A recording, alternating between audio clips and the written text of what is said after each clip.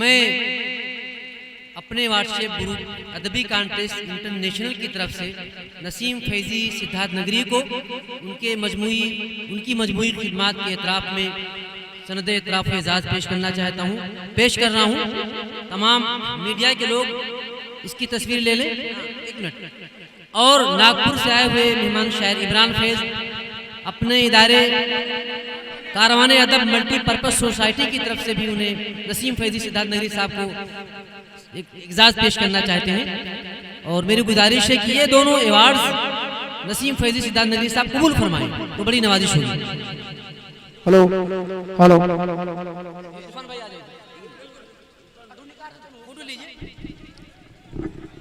Hello.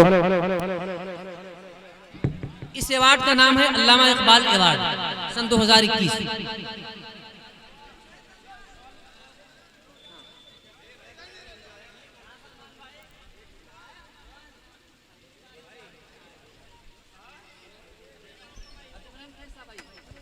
अब इमरान फैज साहब अपना अवार्ड पेश करें।